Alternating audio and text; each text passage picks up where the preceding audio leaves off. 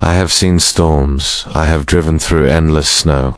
I have fought sleep on the loneliest highways of America, but nothing prepared me for what I saw that night. A hotel that shouldn't exist, people that didn't belong in this time, and a truth that still keeps me awake when I close my eyes. My name is Ithon, and this is my story. It was the middle of December, deep winter in the United States. I was hauling a refrigerated trailer full of supplies from Chicago, Illinois to Minneapolis, Minnesota.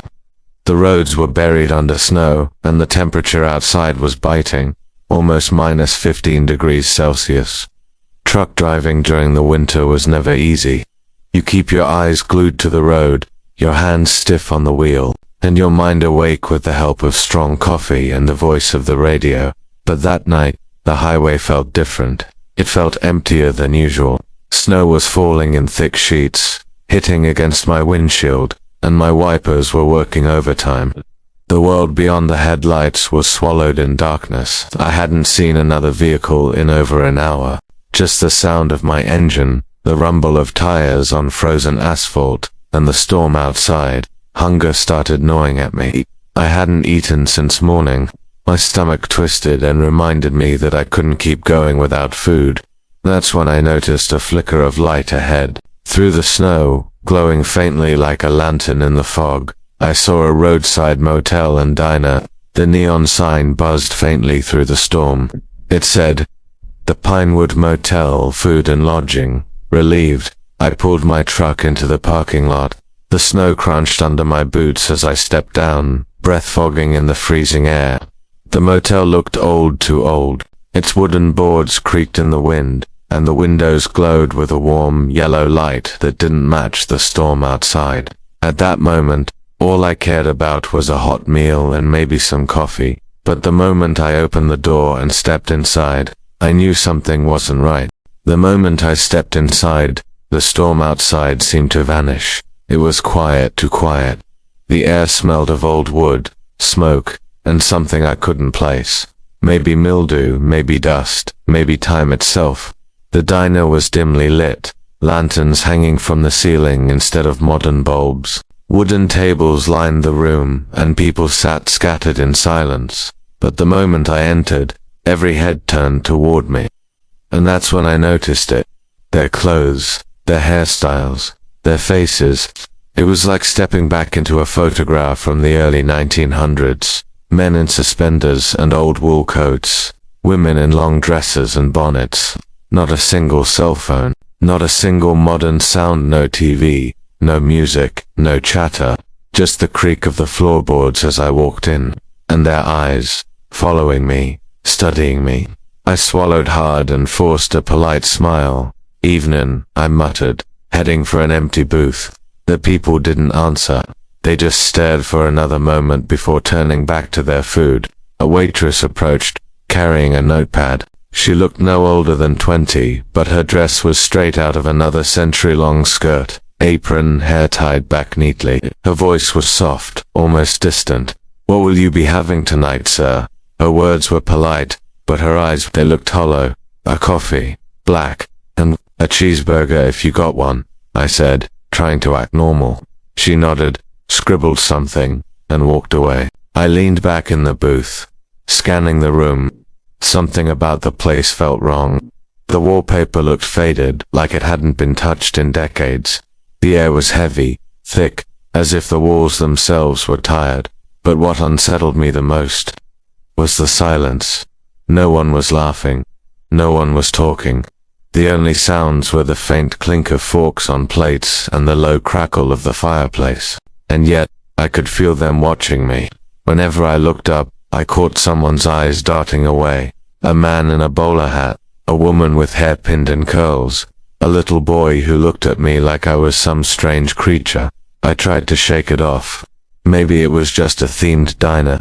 Maybe they dressed like this for tourists. But deep down, something in my gut told me this was no theme. The waitress returned, placing the plate in front of me. A burger, fries, a steaming black coffee. I hesitated for a second, then took a bite. It tasted fine, normal. But when I looked up again, I realized everyone had stopped eating. Every pair of eyes was on me. Men, women, children, forks frozen halfway to their mouths, all of them staring, watching, waiting. The hair on my arm stood up. I forced myself to swallow the bite and took a sip of coffee, pretending not to notice. I pulled a $20 bill from my wallet, placed it on the table, and stood up. The room was dead silent as I walked to the door. My boots echoed on the wooden floor. The wind howled faintly as I pushed open the door. But before I stepped out, I turned back, and saw every single person still staring at me. Not blinking, not moving, just watching. The storm swallowed me as soon as I stepped outside.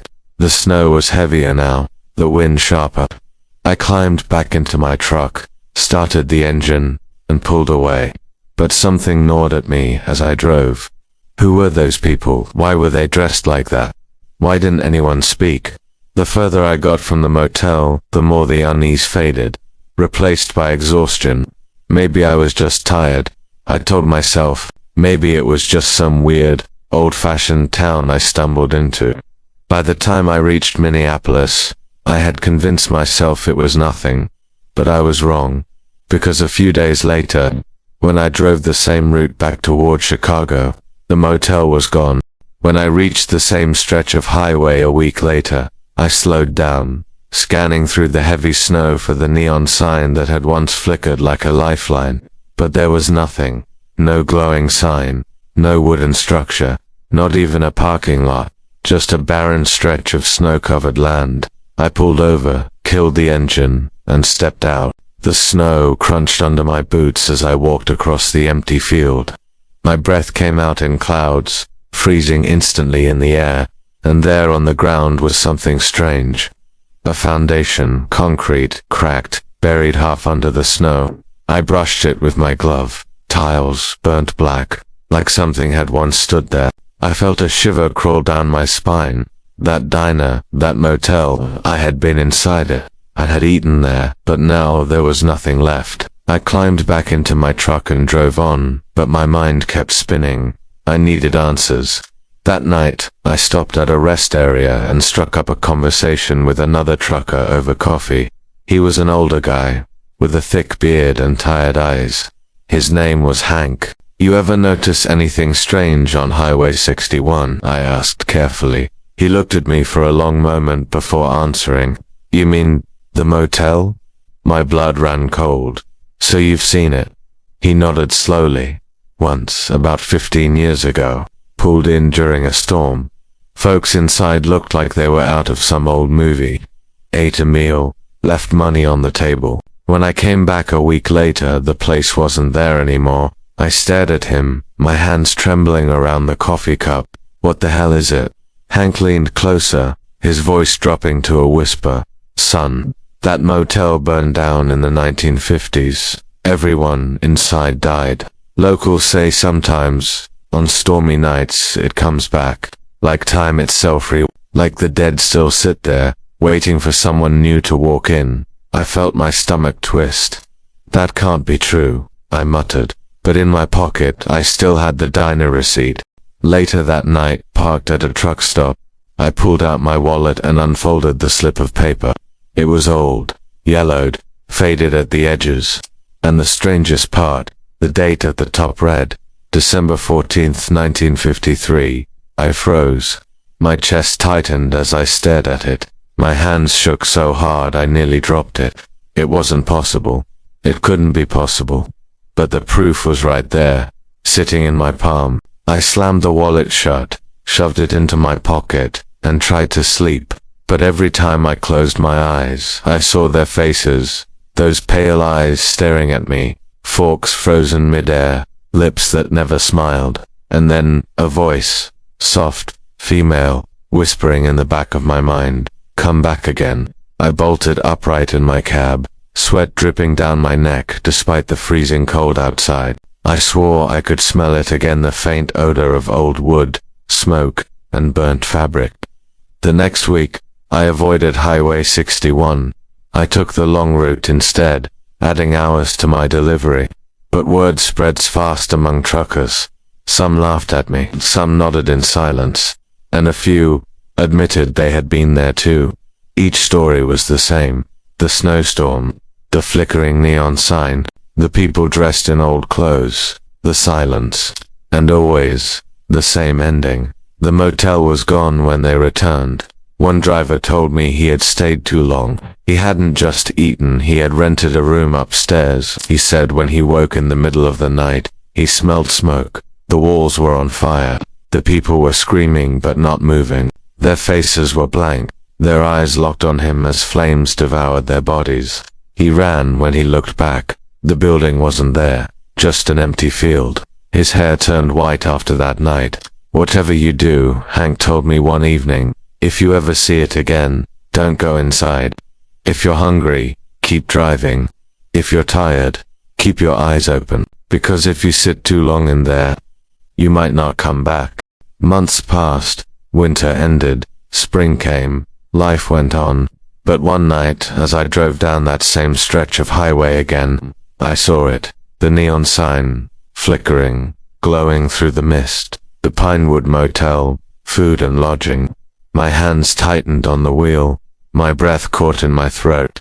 For a second I thought about pulling in. Maybe I had questions that needed answers. Maybe I wanted to see their faces again, to prove to myself it was real. But then, my wallet slipped from the dashboard and fell open. The receipt lay there, yellowed, faded, and at the bottom, new words were written in shaky ink. We're still waiting.